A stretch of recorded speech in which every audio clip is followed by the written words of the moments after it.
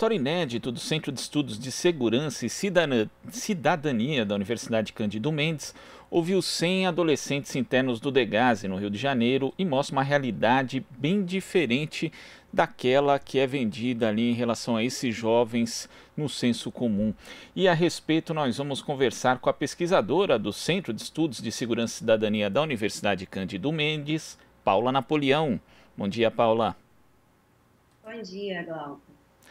Paula, com base nesse relatório, quais são os principais aspectos que você destacaria que acabam afrontando justamente o senso comum, essa imagem que se tem do jovem que acaba sendo internado por conta principalmente do tráfico de drogas?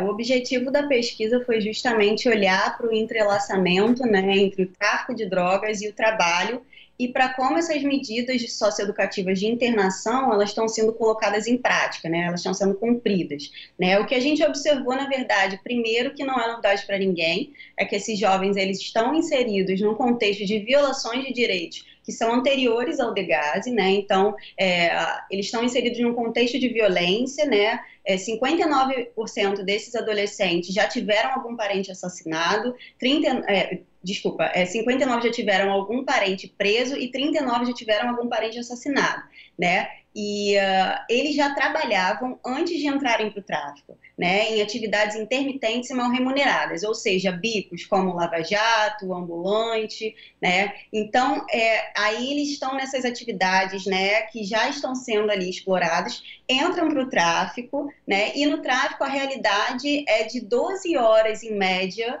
por dia de trabalho, ganhando de 3 a 10 reais por hora, né? Então isso desmistifica um pouco a noção que se tem no senso comum de que o tráfico é uma atividade de ganho fácil, né? De que aqueles jovens vão se inserir nessa carreira e ali, enfim, vão fazer rios de dinheiro, né? Eu acho que esse foi o principal ganho da pesquisa e mais do que isso, a gente observa que no sistema socioeducativo esse ciclo não é quebrado, né? Ou seja, esse adolescente é apreendido, vai para um sistema socioeducativo e ali ele não tem nenhuma perspectiva, ele não recebe nenhuma outra opção, né? Ou seja, muitos adolescentes não conseguem vagas nas escolas, né? Então eles não frequentam aulas e também não têm acesso a cursos profissionalizantes. E isso é muito grave, né? Porque a ordem ali no sistema socioeducativo, na verdade, o dia a dia, ele é composto pelo ócio, né? Então, o adolescente, ele gostaria de frequentar esses cursos, mas ele não tem acesso, né? Então, o sistema socioeducativo, ele não consegue quebrar esse ciclo e o pior, ele reforça esse ciclo e não dá outra opção a essa juventude que é majoritariamente negra, né? É importante frisar isso, né? Dos 100 jovens que a gente conversou, 82 se declararam pretos ou pardos, né? Então, isso é muito grave, a gente acaba vendo que o sistema socioeducativo ele acaba sendo uma réplica do sistema prisional e é para a gente se questionar para que serve esse projeto, né? O que a gente quer para essa juventude que está ali sendo encarcerada. E quando você fala que as pessoas associam, né, o tráfico de drogas até um certo glamour, a pesquisa diz aqui que a remuneração mensal é de 1 a 3 salários mínimos, né? Você falou dos jovens, na verdade, trabalhando antes dos 14 anos, ou seja, exploração do trabalho infantil. E tem um outro aspecto também, Paula, que você destacou, que é a questão desses jovens crescerem num contexto de violência, né? Violência, inclusive, que muitas vezes eles são vítimas ali em casa, na família, mesmo na rua e depois no momento da apreensão e também ali durante a sua internação.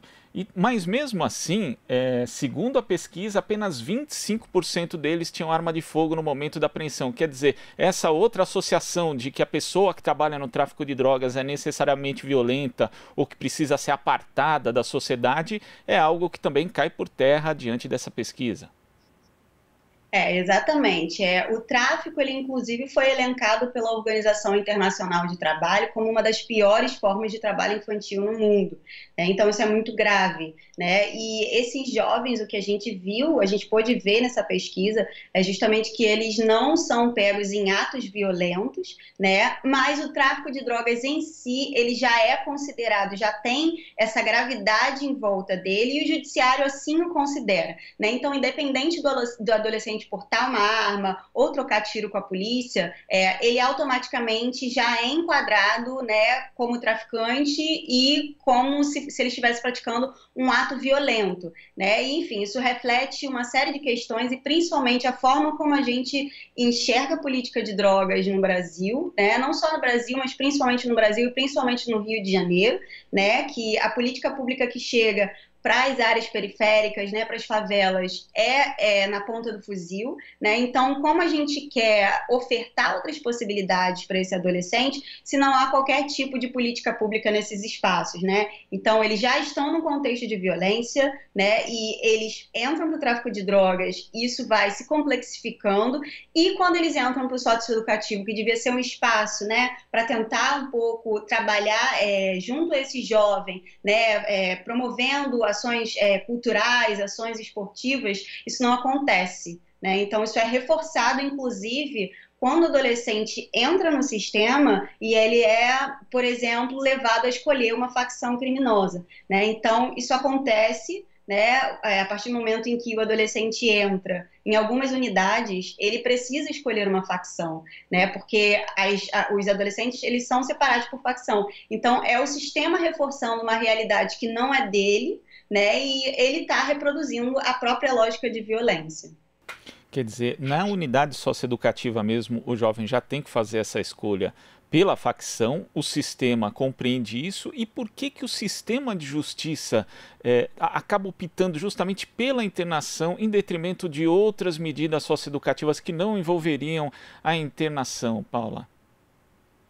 Essa é uma grande questão e é uma coisa que a gente viu, observou durante a pesquisa, né? E, enfim, conversando com os próprios meninos, as medidas em meio aberto, hoje, elas não são colocadas em práticas, né? Então, a gente precisa mudar essa lógica de punir e encarcerar para trabalhar as medidas em meio aberto, para dar outras opções a esses jovens, né? E quando a gente fala em medidas em meio aberto, não é ir só no CRAS, no CREAS, assinar um documento e pronto, liberou o jovem, né? Então precisam ser feitas políticas sérias de acompanhamento desse adolescente para que de fato elas sejam eficazes, né? Então parece aquela questão que a gente puxa o cobertor, né, para cima e o pé fica descoberto, né? Então não adianta a gente punir, a gente encarcerar esses jovens e não pensar em outras alternativas, né? O que a gente fala muito é de fortalecer essas medidas em meio aberto para prover, né, essa alternativa ao encarceramento.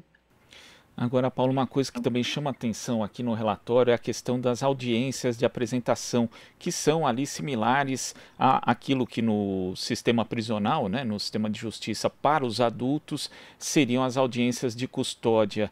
Eu vi aqui algumas descrições, né, de sessões que foram acompanhadas na pesquisa. Eu queria que você falasse a respeito delas e como esse preconceito já, né, e preconceito no sentido de preconceito mesmo, porque às vezes um juiz vai analisar ali a situação de um jovem e já tem tudo ali definido mesmo antes de escutar. Eu queria que você falasse a respeito disso, de como o Ministério Público, como o Judiciário já vem esse jovem de uma forma pré-determinada sem sequer analisar a situação dele.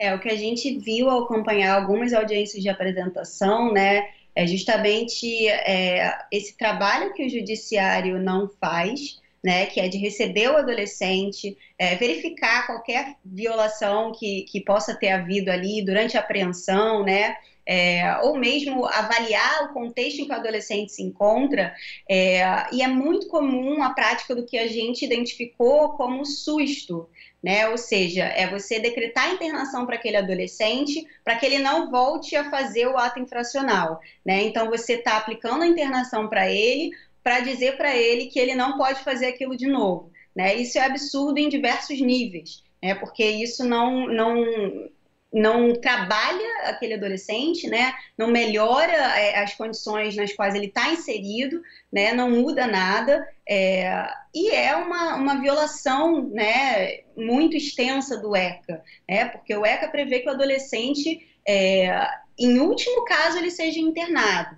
né? Então, você já parte do princípio de que aquele adolescente, por exemplo, é muito comum para os crimes de tráfico de drogas, que ele receba pelo menos internação provisória, né? Então, e é esse o susto que a gente fala.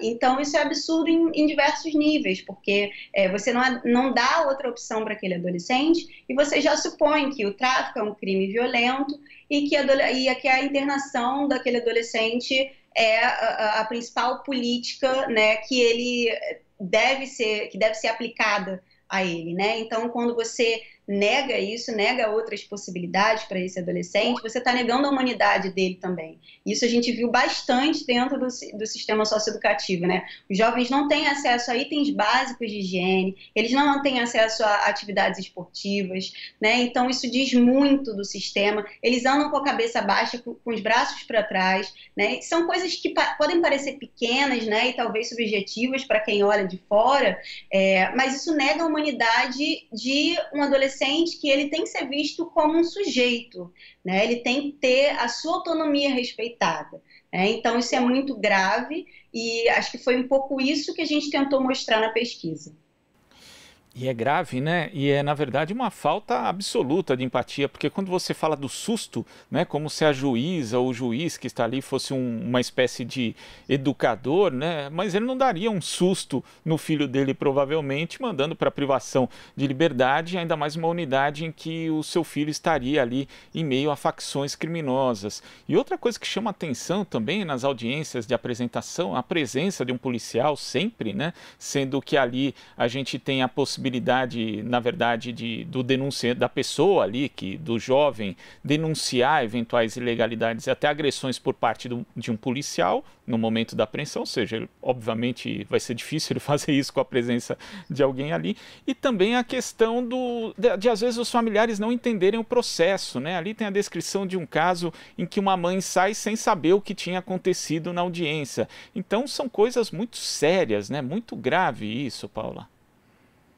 Com certeza, a gente vê um descolamento da realidade muito grande das pessoas que estão ocupando esses cargos, né? Então, o judiciário ele tem esse afastamento, né? E isso é muito grave, porque é isso que você falou. Às vezes o adolescente está ali na audiência de apresentação e, enfim, ele não consegue denunciar nenhum tipo de maltrato, nenhum tipo de violência, porque ele tem ali o policial do lado dele, e isso não é incomum, né?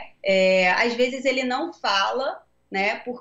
Ou porque o juiz não permitiu, ou porque ele não quis, né?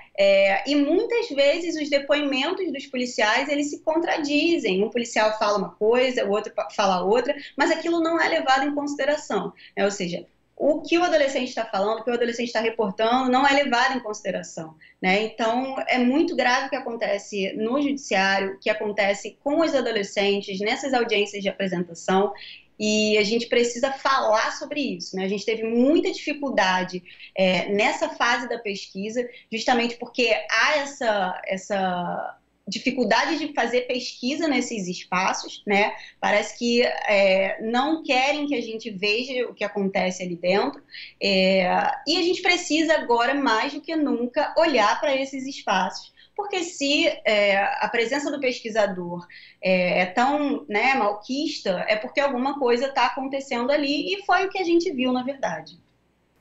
E de uma forma geral, Paula, como é que você avalia os efeitos dessa propaganda da guerra às drogas na vida desses jovens, também na vida dessas famílias e na forma como a sociedade os enxerga?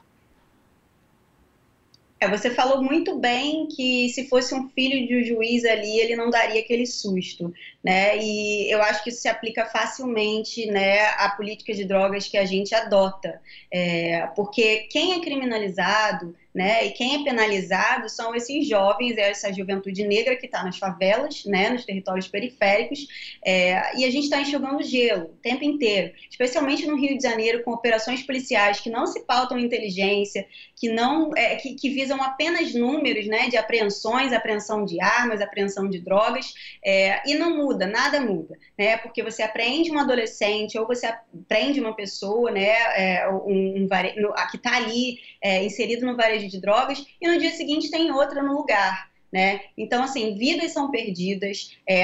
Uma coisa que ficou muito claro para a gente na pesquisa foi o quanto de potência de vida que esses jovens têm, né? Então a gente conversa com eles, a gente vê que tem uma energia muito grande que poderia estar sendo alocada em projetos culturais, em coletivos de favela, né? Aquelas habilidades poderiam estar sendo desenvolvidas, né? Então é uma potência muito grande que é perdida, né? E isso nada mais é do que um dos efeitos da guerra às drogas, né? Que é essa guerra que pune essas pessoas e não chega de fato em quem está controlando aquilo, né? Então o problema está na favela e a gente vai chegar lá, na ponta do fuzil a gente vai colocar aquelas pessoas que trabalham, que não tem nada a ver às vezes, né? E que acabam tendo suas vidas perdidas, né? E a gente precisa frisar isso, que essa juventude negra que está morrendo e que está sendo encarcerada, né? Existe essa sobre-representação da juventude negra nesses espaços, né? Comparado com a juventude fluminense, por exemplo,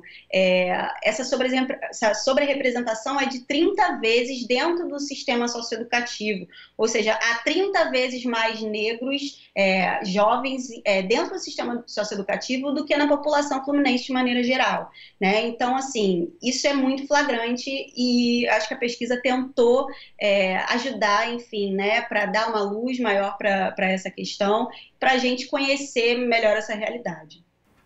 Tá certo, Paula. Queria agradecer sua participação aqui no Jornal Brasil Atual, parabenizar você também, todo mundo que participou dessa pesquisa tão importante para trazer à luz uma realidade que boa parte da sociedade, infelizmente, ainda não quer reconhecer. Até a próxima. Eu que agradeço. Conversamos aqui com a pesquisadora do Centro de Estudos de Segurança e Cidadania da Universidade Cândido Mendes, Paula Napoleão. Você está ouvindo Jornal Brasil Atual. As notícias que os outros não dão.